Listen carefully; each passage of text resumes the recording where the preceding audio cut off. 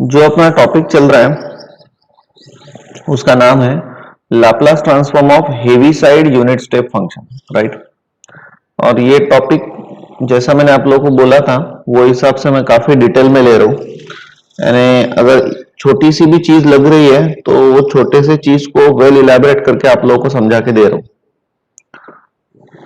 जैसे कि मैं direct Heaviside unit step function ले सकता हूँ, लेकिन मैं पहले उसके पीछे का बैकग्राउंड जो है वो सारा क्लियर कर रहा हूँ सबसे पहले। तो हेवीसाइड यूनिट स्टेप फंक्शन भी अगर मैं आप लोगों को समझा के देता हूं तो भी चल जाएगा, लेकिन what I am doing, I am not only following the unit step function. yesterday I had given you the similar function which are very similar and which are standard with unit step function as, जिसमें से पहला था unit impulse signal, या signal बोलो या function बोलो एक ही बात है। अगर आप लोग मैथमेटिक्स पढ़ रहे हो तो इसको फंक्शन बोलो, और वही अगर आप लोग मैथमेटिकल रिलेटेड कोई टेक्निकल सब्जेक्ट पढ़ रहे हो कोई भी, तो वो टाइम पे फिर सिग्नल को फंक्शन बोलो, एक ही बात है। सिग्नल्स एनी फंक्शन, मैथमेटिक्स के टर्म में फंक्शन, टेक्निकल फील्ड में सिग्नल। तो यूनिट इंपल्स सिग्नल, अगर मैं यूनिट वर्ड हटा देता हूं तो फिर इसका एम्पलीट्यूड 1 नहीं रहेगा, वो और कुछ रहेगा। अगर मैं यूनिट बोल रहा हूं इसलिए एम्पलीट्यूड कितना है, 1 है। ये तो छोटी सी बात समझ सकते हो। अब यूनिट इंपल्स फंक्शन कोई भी सिग्नल को रिप्रेजेंट करने के या कोई भी फंक्शन को रिप्रेजेंट करने के नंबर ऑफ तरीके है, जिसमें से knowledge point of view once again standardisedly पहला जो वे रहता है वो रहता है ग्राफिकल, सिग्नल को रिप्रेजेंट करने का ग्राफिकल वे। दूसरा रहता है एनालिटिकल, एनालिटिकल को ही दूसरा नाम है फंक्शनल, तीसरा नाम है मैथमेटिकल। चौथा जो रिप्रेजेंटेशन रहता है वो रहता है टेबुलर, सॉरी तीसरा, और चौथा जो रहता है वो रहता है सिक्वेंशियल। ये स्टैंडर्ड एक वे है to express what the signal और फंक्शन, राइट। इतनी एनीवेज, इंपल्स फंक्शन एक ऐसा फंक्शन या ऐसा सिग्नल है जो जीरो के लिए मुझे वैल्यू देता है 1, if I am calling it as unit impulse, और बाकी सबके लिए वैल्यू कितना रहता है 0। ये हो गया ग्राफिकल वे, और ये हो गया उसका मैथमेटिकल, एनालिटिकल और फंक्शनल वे। फिर मैंने आप लोगों को यूनिट स्टेप सिग्नल पढ़ाया। यूनिट स्टेप फंक्शन या यूनिट स्टेप सिग्नल यानी ऐसा सिग्नल जो मुझे 0 और उसके आगे के वैल्यू के लिए वैल्यू देता है 1, और नेगेटिव साइड के लिए वैल्यू कितना रहता है 1। ये उसका मैथमेटिकल एक्सप्रेशन, और यही अपने को पढ़ना है ये लेसन के अंदर, ये टॉपिक के अंदर। फिर मैंने कल आप लोगों को नॉलेज पॉइंट ऑफ एक बार बोला था, पेपर में, यूनिवर्सिटीज के पेपर में 0 पे वैल्यू कितना है 1 है, लेकिन नॉलेज पॉइंट ऑफ व्यू आपको पता होना चाहिए कि 0 के लिए 1 नहीं रहता, 0 के लिए 1/2 रहता है, क्योंकि वो फंक्शन 0 के लिए कंटिन्यूस नहीं है। ये याद चाहिए आपको competitive exam point of view. आगे बढ़ते हैं। फिर मैंने आप लोगों को रैंप सिग्नल पढ़ाया, और रैंप सिग्नल ऐसा सिग्नल है जो 0 के लिए मुझे वैल्यू देगा 0, 1 के लिए 1, 2 के लिए 2, 3 के लिए 3, 4 के लिए 4, ऐसा चलते रहेगा। तो इसका मैंने equation R of T equal to T, ये कल आप लोगों को प्रूव भी करके दिया था। फिर मैंने पैराबोलिक सिग्नल लिया, पैराबोलिक सिग्नल का ये रहता है t²/2। फिर इन सभी के इसमें एक रिलेशन मैंने आप लोगों को बोला था कि अगर मैं पैराबोलिक सिग्नल को डिफरेंशिएट करूंगा तो रैंप मिलेगा, रैंप को डिफरेंशिएट करूंगा तो यूनिट स्टेप मिलेगा, यूनिट स्टेप को इंटीग्रेशन करूंगा तो रैंप मिलेगा, रैंप को इंटीग्रेट करूंगा तो पैराबोलिक मिलेगा। इतना कल हो गया था। फिर अपन ने टॉपिक को हाथ लगाया, that is Laplace transform of Heaviside unit step function. तो वापस से यूनिट स्टेप फंक्शन क्या रहता है, this one, Heaviside unit step function. चलो लगे तो इसको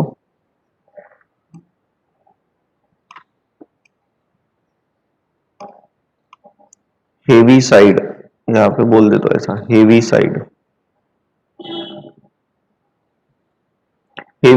unit step function, right. Heaviside नाम के साइंटिस्ट ने ये फंक्शन इन्वेंट किया था, इसलिए उसको नाम दिया है हेवीसाइड यूनिट स्टेप फंक्शन। हालांकि इसको सिंपल वे में सिर्फ यूनिट स्टेप फंक्शन बोलते हैं, बट ठीक है। ये हेवीसाइड यूनिट स्टेप फंक्शन को आप लोग u ऑफ टी या h ऑफ टी दो में से कैसे भी डिनोट कर सकते हो, और वही 0 और उसके आगे के लिए वैल्यू कितना देगा 1, और नेगेटिव साइड के लिए वैल्यू कितना रहेगा 0। ये तो समझ गया, बराबर है।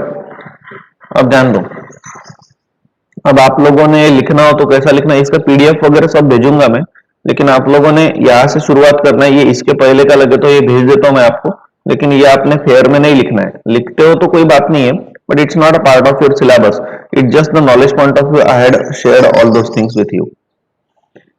आप लोग को यहां से लिखना है heavy side unit step function heading देना है और उसके बाद यहां से लिखना है ये जो है ना, ये हो गया मैथमेटिकल उसका डेफिनेशन, उसको थ्योरेटिकली लिखना है तो ऐसा लिख सकते हैं Heaviside unit step function is a function which gives the value 1 to the right of the origin and which gives the value 0 to the left of the origin. लगे तो लिखता हूं यहां पे,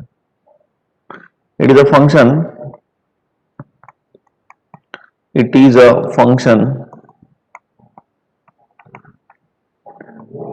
which gives value and 0 to the left of the origin,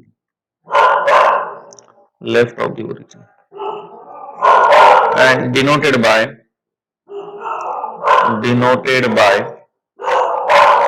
u of t or h of t।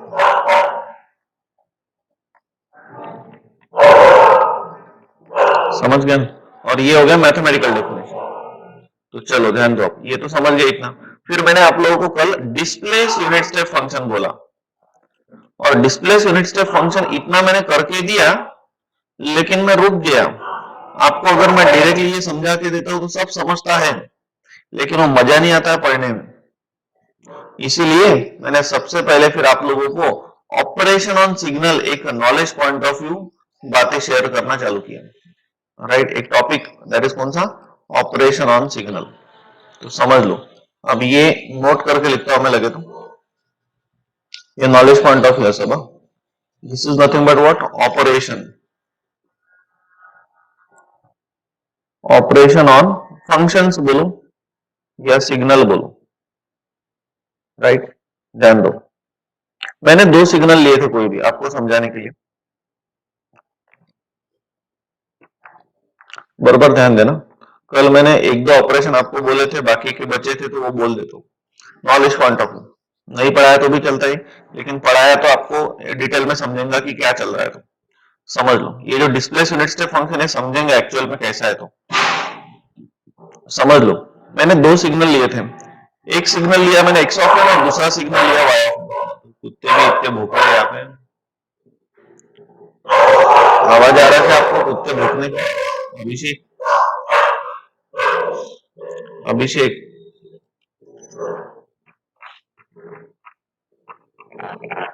आ रहा क्या? हाँ, noise होता है क्रिएट फालतू में। वो कुत्तों को पेड़ा भी नहीं खिला सकते। हाँ, ध्यान दो, एक्स ऑफ एन और वाई ऑफ एन,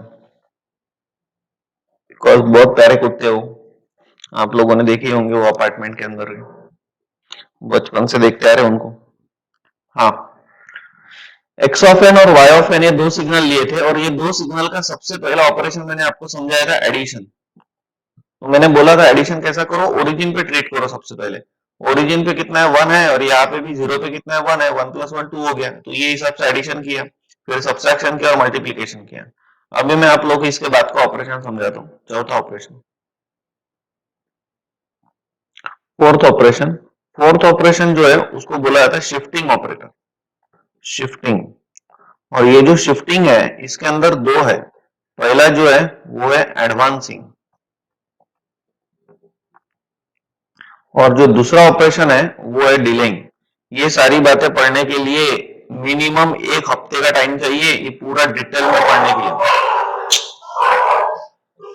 लेकिन मैं ये जो है ना सब कुछ आप लोगों को हार्डली आधे घंटे में समझा रहा हूँ सब कुछ है। कल मैंने हार्डली 15-20 मिनट दिए, ये ऑपरेशन ऑन सिग्नल को 10-1 मिनट दिए, 3 ऑपरेशन को, और अभी 15 मिनट, बस खत्म।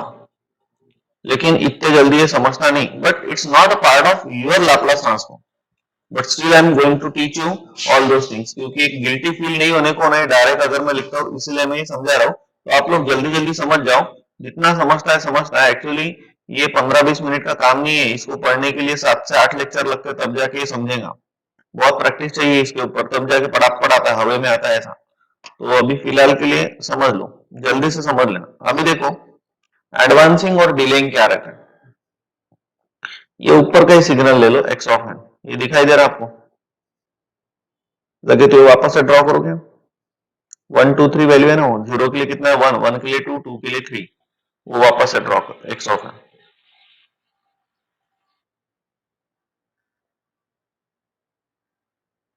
This is N, this is X of N. ये मैं आप लोगों को डिस्क्रीट वर्जन में समझा रहा हूँ। जीरो के लिए कितना है 1, 1 के लिए कितना है 2 और 2 पे कितना है 3 है। ये आप लोगों का दिया हुआ सिग्नल है एक्स ऑफ एन। अब ध्यान दो, सबसे पहले मैं आप लोगों को एडवांसिंग क्लियर करता हूं कि एडवांसिंग क्या है। एडवांसिंग क्या है समझ लो। सबसे पहले देखो, एक आधी ट्रेन रोज 9 बजे आती है सुबह, एक आधी ट्रेन रोज 9 बजे आती है सुबह, लेकिन एक आधे दिन क्या हो गया, वो ट्रेन जल्दी आ गई। एक आधे दिन, बराबर सुनना, एक ही बार बोलूंगा, एक आधे दिन एक आधी ट्रेन जल्दी आ गई। रोज वो ट्रेन सुबह 9 बजे आती है, लेकिन एक आधे दिन ट्रेन वो भंडारा के प्लेटफॉर्म पे 8 बजे ही आ गई। यानी इसका मतलब क्या हो गया कि वो ट्रेन 1 घंटा पहले आ गई। मैं वापस बोल रहा हूं, रोज एक आधी ट्रेन सुबह 9 बजे आती है प्लेटफॉर्म के ऊपर, लेकिन क्या हो गया कि एक आधे दिन वो ट्रेन जल्दी आ गई, 1 घंटा जल्दी आ गई। अब वो अगर ट्रेन 1 घंटा जल्दी आ गई तो वो होगी एडवांस। एडवांस होगी तो यहाँ पे लिखते हैं अपन एक्स ऑफ एन प्लस 1, 1 घंटे से एडवांस होगी। अगर सपोज वो ट्रेन रोज 9 बजे आती है, अगर एक आध दिन वो ट्रेन 2 घंटा पहले आ गई तो कितने बजे आएंगी, 7 बजे आएंगी। तो यहाँ पे मैं 2 घंटे पहले आ गई तो एक्स ऑफ एन प्लस 2 लिखूंगा। 6 बजे आ गई, 3 घंटा एडवांस होगी, एक्स ऑफ एन प्लस 3 लिखूंगा। समझ रहे ना? तो आपको समझाने के लिए मैं फिलहाल एक ही घंटे से उसको एडवांस करता हूं, तो वो 1 घंटा ही पहले है। अब मेरी बात ध्यान से सुनना, जो ट्रेन 9 बजे आती थी रोज, वो ट्रेन 1 घंटा पहले आ गई। इसका मतलब जो आप लोगों का सिग्नल जीरो से स्टार्ट हो रहा, पहला सैंपल जीरो पे मिल रहा है ना, जीरो पे, तो जो पहला सैंपल आप लोगों को जीरो पे मिल रहा है वो जीरो से स्टार्ट नहीं होगा, अभी एक से पहले स्टार्ट होगा। यानी ये जो सैंपल से कहां से स्टार्ट होंगे, -1 से। तो -1 पे चला जाएगा कितना, 1, जीरो पे चला जाएगा कितना, 2, और 1 पे चला जाएगा कितना, तो 3। बोले समझा क्या एडवांसिंग? किसी को डाउट होगा तो बोलो, मैं वापस बोलता हूँ। ऑनलाइन टीचिंग में पहले अटेम्प्ट में समझता नहीं, ऑफलाइन में तो भी समझ जाता है। ऑफलाइन में सब दिखते कौन क्या कर रहा क्या नहीं, तो ऑनलाइन में पता ही नहीं कौन क्या कर रहा है क्या नहीं। कोई सोए होंगे, नींद में बिल्कुल जाग गए होंगे कि बाप रे क्या चल रहा है, और एक आधे का नाम ले लो तो बस वो तो ऐसा सुबह सुबह उठ जाता है कि उसको पहले सेटल होने के लिए 2-3 मिनट लगते हैं। बोलो वापस बोलो कि एक बार। चलो अब आप लोगों को मैं डिलेइंग, ये हो गया पहला एडवांसिंग। अब डिलेइंग भी यही पे बोल देता हूँ, डिलेइंग। डिलेइंग शब्द का मतलब क्या है, एक आधी ट्रेन रोज 9 बजे आ रही है, बराबर है ना, लेकिन अब क्या हो गया, वो ट्रेन एक से डिले हो गई। डिले हो गई ने एक से 1 घंटा वो लेट हो गई। जो 9 बजे आती है ना, वो अब कितने बजे आ रही, 10 बजे आ रही। तो उसको शो करते हैं n-1 से। 2 घंटे से डिले हो गई, यानी जो 9 बजे आती है वो अगर 11 बजे आ गई तो उसको शो करना पड़ेगा फिर x ऑफ n-2 से। तो जो अब यहाँ पे जो सीक्वेंस है ना, original original sequence starting from zero, zero से स्टार्ट हो रहा है, अरे जीरो से हो रहा है स्टार्ट। तो अब ये सीक्वेंस एक से डिले हो गया, लेट हो गया, तो जीरो से ना स्टार्ट होते हुए वो कहां से होगा, 1 से स्टार्ट होगा। तो 1 पे कितना आएगा, 1 पे आएगा 1, 2 पे कितना आएगा, 2 पे आएगा 2। वही सीक्वेंस पूरा, लेकिन एक से डिले हो गया। टाइम है ना, n बोले तो टाइम, और 3 पे कितना आएगा, 3। ऐसा है वो। तो ये दोनों एग्जांपल मैंने ले लिए एडवांसिंग के और डिलेइंग के। बोलो किसी को कोई डाउट है क्या? समझा क्या एडवांसिंग और डिलेइंग? एडवांसिंग और डिलेइंग समझा क्या? कि और एक बार बोलो, जल्दी बोलो मुझे, क्योंकि ये एक बार होने के बाद में होगा नहीं है। तो please tell me if anyone is finding it difficult, I will tell you again. चलो फिर भी बोल देता हूं मैं। एडवांसिंग एंड डिलेइंग ये दो शिफ्टिंग ऑपरेटर्स है। एडवांसिंग यानी जल्दी, डिलेइंग यानी लेट, देर हो गई। जो ट्रेन रोज 9 बजे आती है, वो ट्रेन अगर 1 घंटा जल्दी आ गई, यानी वो 8 बजे आ गई, ये सिग्नल जीरो से स्टार्ट हो रहा है, यानी ये सिग्नल एक से मुझे पहले स्टार्ट करना है, तो ये -1 से स्टार्ट हो गया। सीक्वेंस वही लिखना पूरा। और डिलेइंग यानी लेट हो गया, 1 घंटे से लेट हो गया, 9 बजे आने वाली ट्रेन 10 बजे आ गई। तो जो सीक्वेंस जीरो से स्टार्ट हो रहा है वो कहां से स्टार्ट होगा, 1 से स्टार्ट होगा। इसके ऊपर मैं ज्यादा एग्जांपल्स वगैरह नहीं ले सकता, क्योंकि ये मैथमेटिक्स की बैच है, ये कोई डीएसपी की बैच नहीं है, और ये तुम लोगों को मैथमेटिक्स में है भी नहीं ये सब कुछ। लेकिन यहाँ पे डिस्प्लेस यूनिट स्टेप फंक्शन जो डायरेक्ट आप लोगों को दिया रहता है, ये समझता नहीं, इसीलिए मैं ये सब कुछ ले रहा हूं। अब ध्यान दो, ओरिजिनल आपका यू ऑफ टी सिग्नल तो ये था ना, ये वाला था। अब मैं अगर इसको ए अमाउंट से डिस्प्लेस करता हूं, ये स्केल है, अब ए 2a 3a 4a, तो यहाँ पे लिखा मैंने t माइनस ए, यानी ए अमाउंट से डिस्प्लेस हो गया। तो जो सिग्नल 0 से स्टार्ट होता है वो कहां से हो रहा है, ए से स्टार्ट हो रहा है। तो ग्रेटर देन ए के लिए equals to and greater than a से 1 है, और बाकी साइड में कितना है, 0 है। तो अभी आप लोग समझ सकते हो। और u ऑफ t माइनस ए का मतलब क्या हो गया, शिफ्टिंग है, लेकिन कौन सा, डिलेइंग है, delaying bye amount A, isn't it. अगर मैं प्लस लिखता था तो ये सीक्वेंस माइनस ए से स्टार्ट होता था, u ऑफ t प्लस ए लिखता था। u of t plus 2a लिखता था तो माइनस 2a से स्टार्ट होता था। u of t minus 2a लिखता था तो 2a से स्टार्ट होता था, इजंट इट। तो ये समझ गए। चलो अब और एक पढ़ा देता हूं, पांचवा जो है उसका नाम है स्केलिंग। अब स्केलिंग क्या है ये भी समझ लो। ये स्केलिंग के अंदर भी आप लोगों को दो पढ़ना है। जो पहला है एम्पलीट्यूड स्केलिंग और दूसरा है टाइम स्केलिंग। आप लोग मुझे क्वेश्चंस वगैरह सब पूछ सकते हो अगर आप लोगों को पूछना हो तो, समझ लो। अब स्केलिंग क्या चीज है, ये थोड़ा सा डिफिकल्ट जाता है स्केलिंग, और स्पेशली टाइम स्केलिंग डिफिकल्ट जाता है। बट अब मैं ज्यादा प्रैक्टिस भी नहीं ले सकता आपकी, तो एक ही अटेम्प्ट में आपको समझा तो ठीक है, नहीं समझा तो भी ठीक है, अब क्या करें। तो इसीलिए जल्दी से समझ लो। एम्पलीट्यूड स्केलिंग क्या है, पहला वाला एम्पलीट्यूड स्केलिंग समझ लो। Amplitude, time axis and amplitude axis, these are the two axis. जो एक्स एक्सिस है उसको अपन टाइम एक्सिस बोलते हैं, और जो वाई एक्सिस है ना, वाई एक्सिस, उसको बोलते हैं अपन एम्पलीट्यूड एक्सिस। और अपन कर रहे हैं एम्पलीट्यूड स्केलिंग। स्केलिंग, आप लोगों ने स्केलर मल्टीप्लायर ऐसा तो नाम सुना है ना, तो स्केलर मल्टीप्लायर सपोज मैं यहाँ पे 2 लेता हूं, सो 2 इंटू एक्स ऑफ एन कर रहा हूं, 2 इंटू एक्स ऑफ एन। तो ये जो वाई एक्सिस है ना, वाई एक्सिस, ये वाई एक्सिस का नाम है एम्पलीट्यूड एक्सिस। और एम्पलीट्यूड को अपन स्केल कर रहे हैं कितने से, 2 से।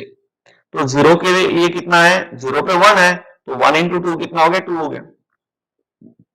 फिर 1 पे कितना है, 2 है, 2 इंटू 2 कितना हो गया, 4 हो गया। फिर 2 के लिए कितना है, 2 के लिए 3 है, 3 इंटू 2 कितना हो गया, 6 हो गया।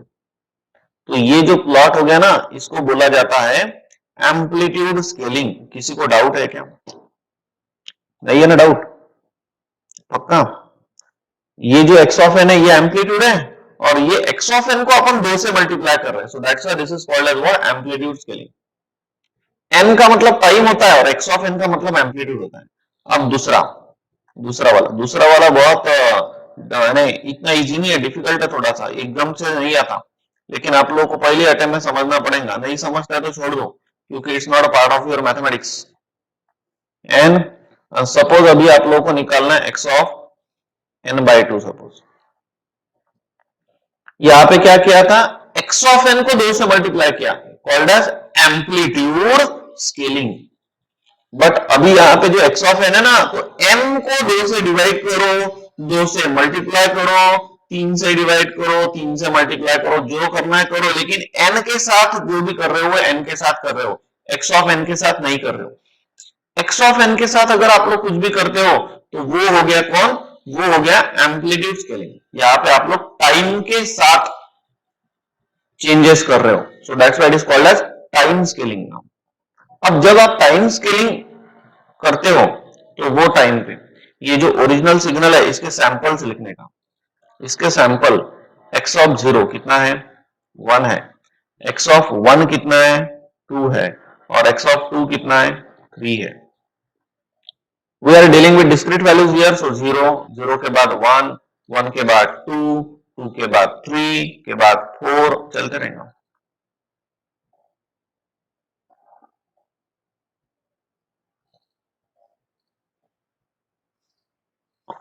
फोर के बाद 5 के बाद 6, लाइकवाइज।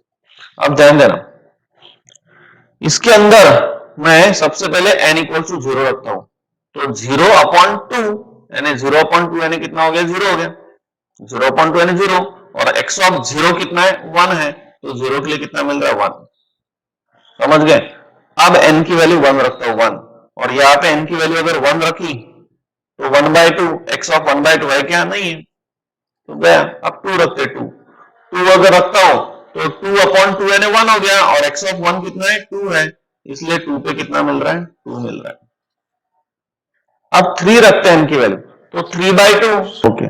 चलो अभी n इक्वल टू 3 रखते हैं, तो ये कितना आएगा 3/2 आएगा, और x ऑफ 3/2 है क्या अपने पास, नहीं है। फिर 4 रखते हैं, तो 4 रखा तो 4/2 यानी 2, और x ऑफ 2 है कितना है 3 है, तो 4 पे कितना मिल रहा है 3 मिल रहा है। तो ये जो आप लोगों ने सिग्नल प्लॉट किया इसको बोलते हैं टाइम स्केलिंग। अब ये इतने जल्दी समझने वाला पार्ट नहीं है, बट अब क्या करें, अब आप लोग को ये सब कुछ है नहीं, फिर भी मैं पढ़ा रहा हूं तो मेरा बड़प्पन। बट कैसा है कि समझ लो ये आपको नहीं है, आप लोगों को समझा के दे रहा हूं, ये बहुत बड़ी बात होगी, और ये इतने जल्दी समझने वाला टॉपिक नहीं है, बट ये बहुत काम की चीज है। तो चलो ठीक है, इतना समझ गया। और एक आखिरी वाला जो है ना उसको बोला था फोल्डिंग, तो वो भी अब समझा रहा हो तो समझा के देता हूं। 6th नाउ, इसको बोला था टाइम रिवर्सल। टाइम रिवर्सल, इसका दूसरा नाम है फोल्डिंग। फोल्डिंग, तो ओरिजिनल सिग्नल आप लोगों का ये है। अगर आप लोगों को अभी फोल्डिंग करना है, फोल्डिंग यानी टाइम रिवर्सल। टाइम रिवर्सल नाम में तो छुपा है, टाइम रिवर्स। टाइम रिवर्स यानी, अरे टाइम को अपन रिवर्स कर रहे हैं, यानी 1 होगा तो -1 कर रहे हैं, 2 होगा तो -2 कर रहे हैं, लाइकवाइज। तो दिस इज एन, ये ओरिजिनली सिग्नल क्या है x ऑफ n है, तो टाइम को रिवर्स कर रहे हैं, n को रिवर्स यानी -n, this is called as time reversal. तो एकदम आसान है, देखो ये वाला सिग्नल, ये वाला 0 के लिए कितना है 1 है, तो जो है वही रहेगा 0 पे। तो लेकिन जो 1 पे है, 1 पे कितना है 2 है, तो वो अब -1 पे चला जाएगा, और -1 पे आएगा कितना 2। जो 2 पे है वो -2 पे चला जाएगा, और -2 पे कितना जाएगा, it is 3। So this signal is called as what, time reversal. तो ये इतने सारे मैंने ऑपरेशन ऑन सिग्नल आप लोगों को 15, 20, 25 मिनट में क्लियर किए। ये 15, 20, 25 मिनट का काम नहीं है, ये काम है ऑलमोस्ट 1 वीक का, तब जाके समझ में आता है। फाइनल ईयर की जो डीएसपी बैच चालू है ना, ये देखो ये डीएसपी बैच, ये जो डीएसपी वालों की जो बैच चल रही है, इसके अंदर ऑलमोस्ट उन लोगों को ऑपरेशन ऑन सिग्नल जो मैंने कंप्लीट किया था, वो ऑपरेशन ऑन सिग्नल को ऑलमोस्ट उन लोगों को 20 लेक्चर दिए थे, 20 लेक्चर, तब जाके उन लोगों को ऑपरेशन ऑन सिग्नल सब कुछ आया था, राइट। एकदम इजी वाला पार्ट नहीं है कि भाई एकदम 15 मिनट में आ गया, 20 मिनट में आ गया, लेकिन मैंने आप लोगों को एक रफ ओवरव्यू दिया कि कैसा कैसा रहता है, एक रफली मैंने आप लोगों को समझा के दिया कि ये ऐसा ऐसा रहता है अभी, राइट। तो चलो इतना आप लोग थोड़ा बहुत तो भी समझ गए। चलो तो अभी अपन अपने टॉपिक की तरफ मुड़ते हैं। अपने टॉपिक में ये सब कुछ नॉलेज पॉइंट ऑफ व्यू बोला, इसके सब पीडीएफ वगैरह भेजता हूँ। आप लोगों को फेयर में क्या लिखना है, फेयर में हेवी से यूनिट स्टेप फंक्शन हेडिंग देना है, और ये इतना लिख लेना है, ये वाला लगे तो मैं इसको रेड कलर से ऐसा टिक करता हूँ, आपको क्या लिखना है, ये वाला पार्ट लिखना है, और उसके बाद ये डिस्प्लेस यूनिट स्टेप फंक्शन लिखना है, बस इतना ही लिखना है। ये नोट करके वगैरह जो पढ़ाया मैंने ये सब कुछ नहीं लिखना है, समझ गए ना, ये सब कुछ नहीं लिखना। चलो अभी स्टार्ट करते हैं Heaviside unit step function. समझ लो, अब heavy side unit step function की 3 फॉर्मूलीज है, तो सम इंपॉर्टेंट फॉर्मूलीज, सम, अभी अपन टॉपिक की तरफ मुड़ रहे हैं, सम इंपॉर्टेंट फॉर्मूलीज, बराबर ध्यान देना।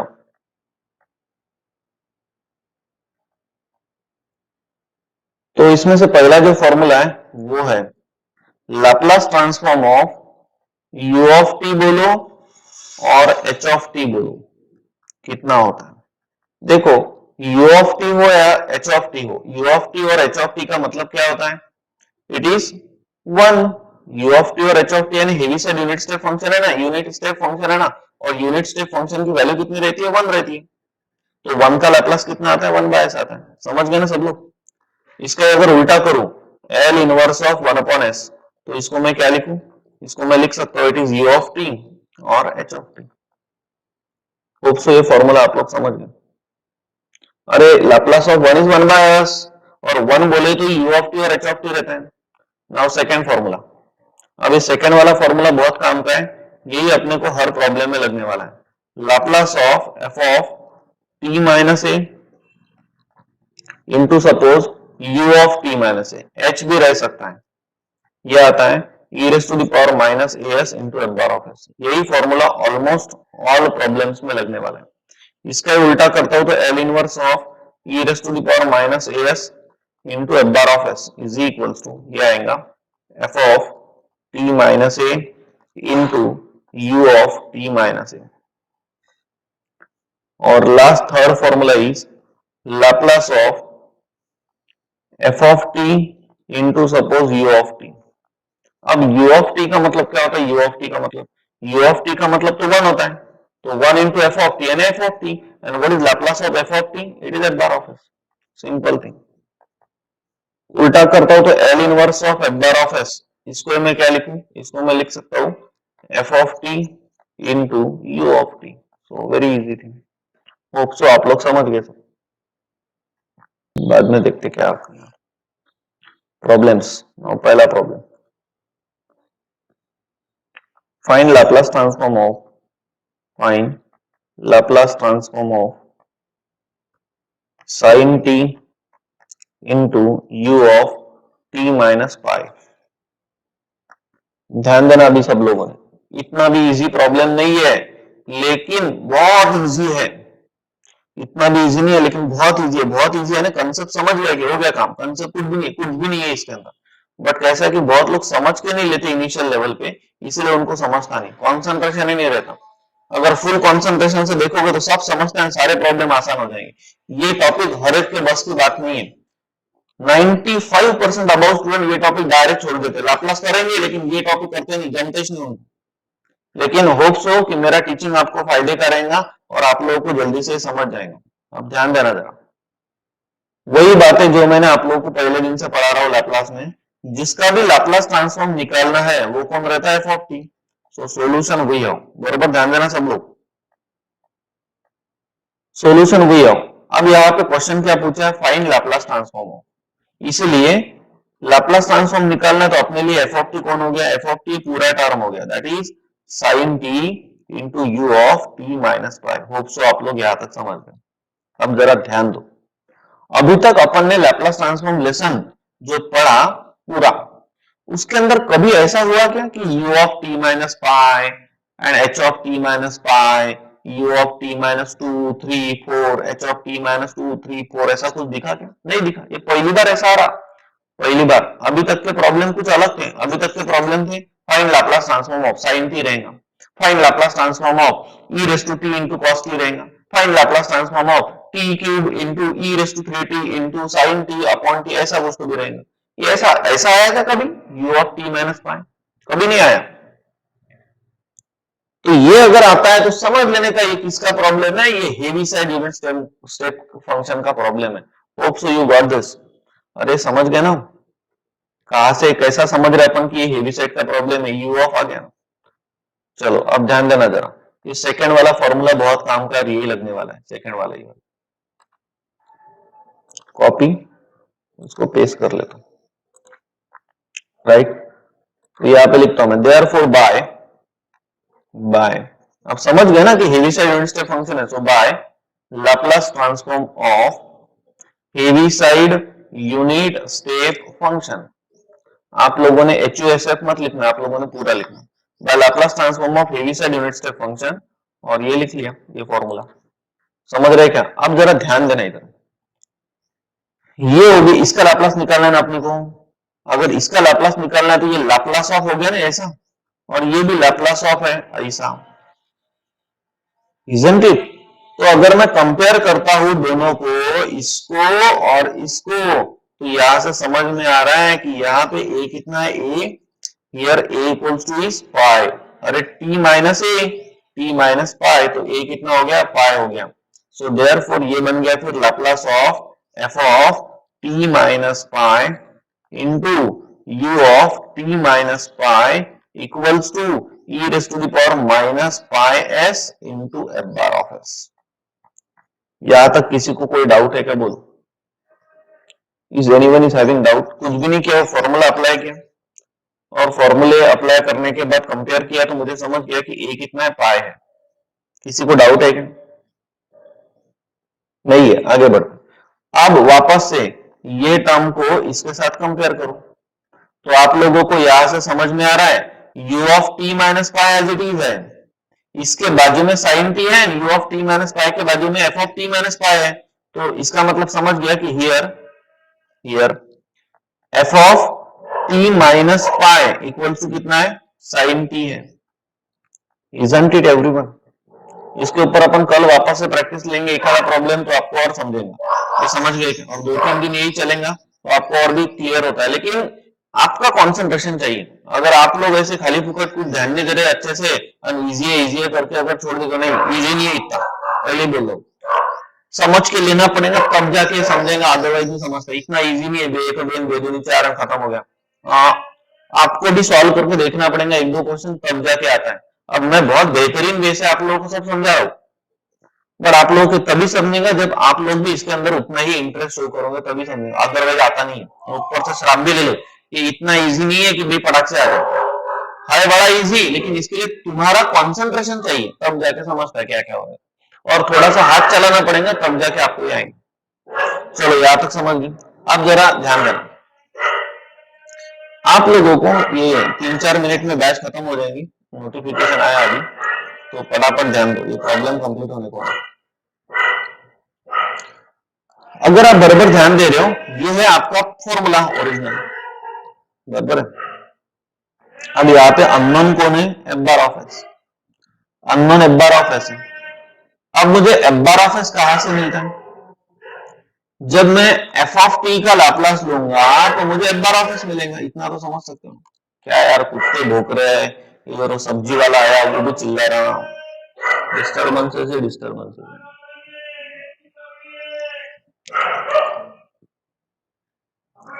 जब मैं एफ ऑफ टी का लाप्लास लूंगा तब जाके मुझे एफ बार ऑफ एस मिलेगा, और मुझे एफ बार ऑफ एस ही चाहिए।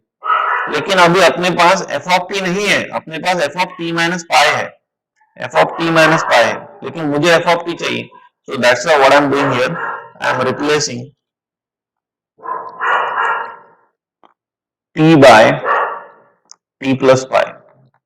अगर मैं ऐसा करता हूं तो ये बन जाएगा फिर therefore Laplace of therefore F of T को टी प्लस पाई से रिप्लेस कर रहा हूं, minus pi equals to sine of T plus pi, isn't it? तो यहां से पाई पाई कैंसिल हो गया, so therefore we are getting F of T equals to sine of T plus pi. समझ गए? अब साइन ए प्लस बी का formula apply करो, sine A into cos B plus cos a into sine b. Cos pi -1 होता है तो ये आ गया माइनस साइन टी, और साइन पाई तो 0 होता है, तो मुझे एफ ऑफ टी मिल गया।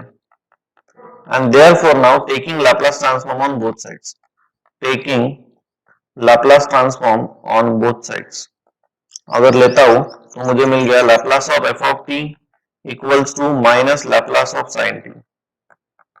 सो what is Laplace of anything, F bar of S, तो एफ ऑफ टी का भी कौन, F bar of S, minus sine T का कौन, 1/s²+1। आप लोगों ने घर पे सॉल्व करके देखना है, तो जो टारगेट था वो मिल गया, एफ बार ऑफ एस मिल गया, 1 ही मिनट बचा है, अब ध्यान दो। So therefore now equation number 1 implies now, होने को होना है यार, बैच बंद हो जाएंगे, नहीं तो बंद होगी तो मैं कल समझा के देता हूं। So therefore now equation number 1 implies, therefore equation number 1 implies Laplace of f of t minus pi into u of t minus pi equals to e raised to the power minus pi s into कितना f bar of s, और f bar of s आ गया -1/s²+1। और अगर आप लोग notice करते हो तो f of t minus pi, इसकी वैल्यू अपन ने ऑलरेडी लिखी थी, वो कितनी थी, साइन की, तो मिल गया ना Laplace of sine t into u of T minus pi, यही तो चाहिए था। And Laplace of anything is F bar of s, so final F bar of s मुझे मिल गया minus e raise to the power minus pi s upon s²+1। तो ये हो गया आप लोगों का फाइनल आंसर। ये बैच ऑटोमेटिकली अभी कुछ सेकंड में बंद हो जाएंगी।